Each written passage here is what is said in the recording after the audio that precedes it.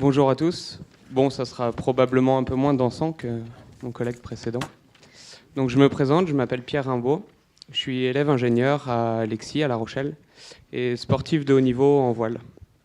Mais ça, aujourd'hui, on va le mettre de côté parce que ça ne nous intéresse pas. Ce qui nous intéresse, c'est ça. C'est Birdie Fish. Et pour vous parler de Birdie Fish, je vais commencer par vous raconter une histoire. Alors pour ça, il faut revenir il y a à peu près 6 mois. Donc j'étais sur mon bateau, j'ai tourné la tête et j'y ai vu ça. Donc j'ai vu ces deux types de bateaux. Un petit bateau pour apprendre la voile, et juste à côté de ce petit bateau, il y avait un bateau comme ça, tout en carbone, qui naviguait et qui volait, la voile d'aujourd'hui. Et là, tout de suite, ça a fait tilt, l'idée. Ça serait quand même génial de pouvoir proposer aux personnes qui sont en train d'apprendre la voile ou qui ont juste des petites bases en voile, les sensations de la voile d'aujourd'hui, le vol à la voile. Birdie Fish était né. Et tout de suite, cette vision de ce bateau de 3,50 m pour une personne accessible financièrement et qui surtout s'élève au-dessus de l'eau grâce à des foils. Alors des foils, qu'est-ce que c'est que les foils ? Eh bien c'est très simple, c'est le principe d'une aile d'avion qu'on applique sous l'eau. Le bateau avance, on crée de la portance et le bateau s'élève au-dessus de l'eau. C'est la voile d'aujourd'hui, mais surtout la voile de demain. Donc là, je viens de vous parler du concept de Birdie Fish, de l'idée de Birdie Fish. Mais notre projet, il n'est pas uniquement basé sur un concept, sur une idée. Il est aussi raisonné et basé sur la raison. Cette raison qui nous fait dire jour après jour qu'on a toutes les chances d'y croire et qu'il va aboutir. Tenez, 2 repères. 1074, comme le nombre d'écoles de voile que compte aujourd'hui le territoire français. 1 201 000, comme le nombre de personnes qui transitent par ces écoles de voile chaque année. Alors pourquoi je vous parle de ces chiffres ? Eh bien, je vous parle de ces chiffres parce que c'est les premières personnes qu'on a interrogées sur notre projet. Ces personnes qui apprennent la voile, ces moniteurs de voile, la Fédération française de voile. Et tout de suite, le projet a trouvé preneur. Ça a fait écho.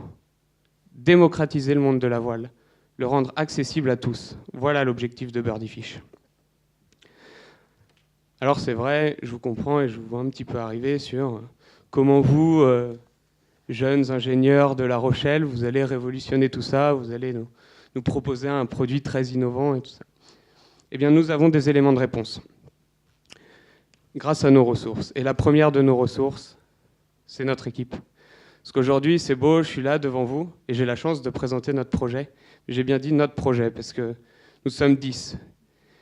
10 à plancher sur ce projet tous les jours, dont 3 personnes qui sont sportives de haut niveau comme moi en voile. Donc nous avons la vision, l'évolution de ce sport, aussi bien au niveau national qu'au niveau européen ou même mondial.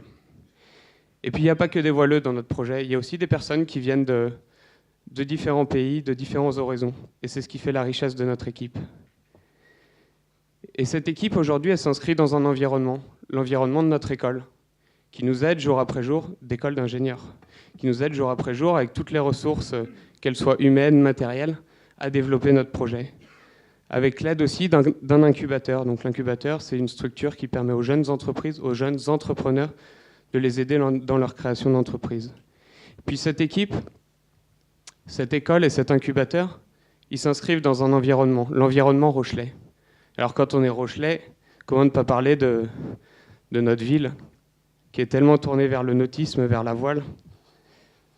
Donc voilà, je viens de vous poser les bases, de vous poser le socle de notre projet, de vous poser le socle de Birdie Fish. Et je peux vous dire qu'on y croit.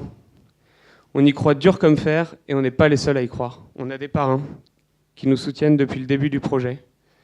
Des gens comme Corentin Auro, 2e de la solitaire du Figaro 2015. Peut-être le meilleur espoir de la voile en course au large aujourd'hui. Thomas Goyard, membre de l'équipe de France de planche à voile olympique. 3e au championnat du monde 2014. Et Mathilde Kerangat, championne du monde jeune et qui cet été va représenter la France aux Jeux olympiques de Rio. Alors on va faire un petit parallèle entre notre projet Birdie Fish et entre ces athlètes qui vont aller aux JO cet été. Parce que ces athlètes qui vont aller aux JO cet été, ils vont tous arriver préparés, tous arriver en ayant fait des sacrifices, en ayant fait des paris. Et on le sait tous, le sport de haut niveau, c'est ce petit truc, cette petite chose qui vous permet d'obtenir la médaille. Eh bien aujourd'hui, nous, Birdie Fish, nous sommes ces athlètes, et vous, Carrefour, avec votre concours Get Up et Fais ton truc, vous êtes cette petite chose qui peut nous permettre de prendre une dimension supplémentaire. Alors ensemble, ils sont la grand voile et direction les étoiles.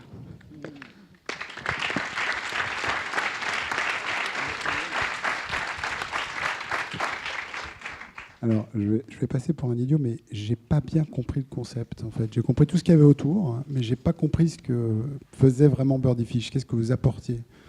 D'accord, bah, je vais l'expliquer calmement alors.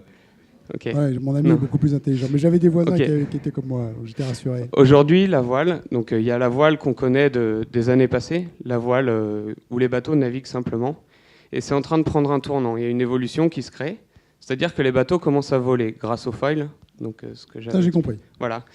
Et il n'y a pas de bateaux aujourd'hui qui font la transition entre ces bateaux à foil qui sont très exigeants, aussi bien financièrement que techniquement, et les bateaux de l'ancienne génération, on va dire, qui font juste naviguer. Donc l'idée, elle est là, elle est de proposer un tremplin, une transition pour les personnes qui apprennent juste la voile ou qui ont juste des petites bases en voile pour leur permettre d'accéder aux nouvelles sensations. Mais de quelle manière ? Concrètement, en revoyant le concept, en créant un bateau qui est tourné autour en créant un bateau. Oui, pardon. Okay. C'est en créant un nouveau bateau. C'est le bateau que... Donc c'est juste une petite image 3D. Mais voilà, c'est l'idée générale du bateau. C'est un bateau qui se base sur une conception très simple, en revoyant la façon de positionner les foils, en revoyant les matériaux, pour pouvoir proposer à 6 000 € un bateau accessible au plus grand nombre. D'accord, et le financement permettra de faire le prototype, c'est ça ? C'est ça. D'accord. Bonjour, je vous trouve un peu gonflé parce qu'en fait on est là pour aider les optimistes et vous voulez tuer les optimistes si j'ai bien compris. Et justement, est-ce que c'est pas un passage obligé comme quand on apprend à conduire, on n'apprend pas sur des grosses voitures, on apprend déjà sur des voitures qui sont moyennes. Est-ce que c'est pas un passage obligé pour les élèves de passer par ces bateaux qui se traînent un peu mais qui permettent justement, quand on sait naviguer sur un optimiste, du coup après on arrive mieux à naviguer. Est-ce que c'est pas brûler les étapes de permettre cette transition ? Mais on ne veut surtout pas les brûler, les étapes, et on n'a pas remis en cause le bienfait de l'optimiste. Ce qu'on veut, c'est proposer justement... Aujourd'hui, il y a un grand écart qui est impossible à combler pour les personnes qui connaissent un tout petit peu la voile. Les bateaux coûtent très vite 35 000 €, 40 000 €. Ils sont tout en carbone, ils vont faire une navigation dessus, ils vont se faire mal et tout casser. Donc l'idée, c'est pas ça, c'est de pouvoir proposer un produit, certes, qui va aller moins vite, qui sera moins rapide, mais par contre... quelque chose de fiable que les personnes pourront utiliser et justement apprendre ces nouvelles sensations.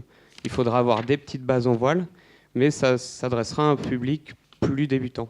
Et en termes de sécurité, c'est pas dangereux de laisser ce genre de bateau dans les mains de gens qui savent pas encore bien naviguer? On va pas se retrouver avec des baigneurs accrochés aux foils?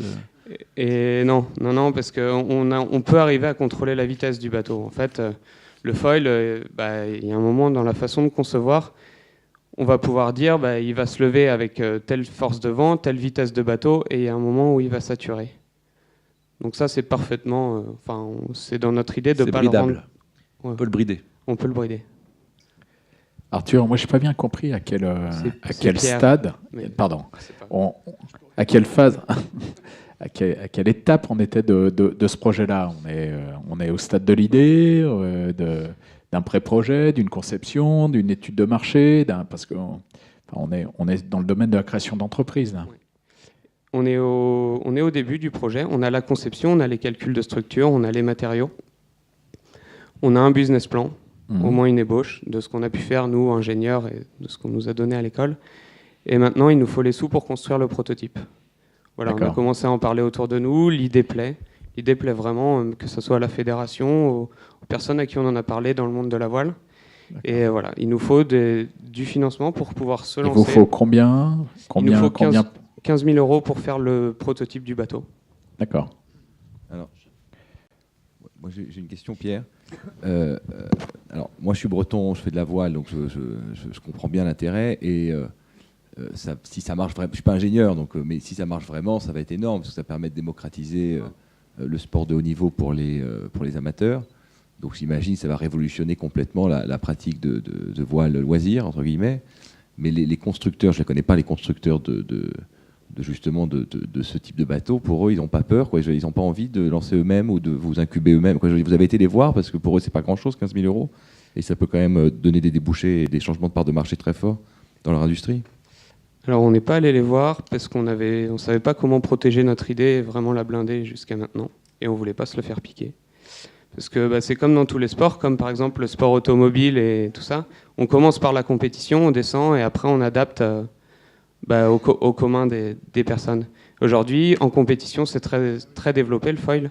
On voit la Coupe de l'América, je ne sais pas si ça vous parle. Voilà, les bateaux, ils volent aujourd'hui. Probablement en 2024, aux Jeux Olympiques de Tokyo, il y aura des bateaux qui vont voler.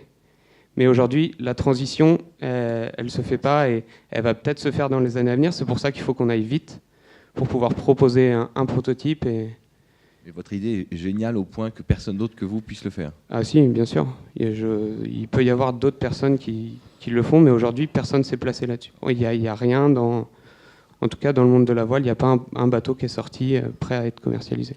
Une dernière question ? Quel genre de textile pour faire la foil ? Parce que j'ai des cousins qui sont dans le textile, peut-être qu'on peut... Alors pour faire le foil... C'est quoi le matériel de cette voile ?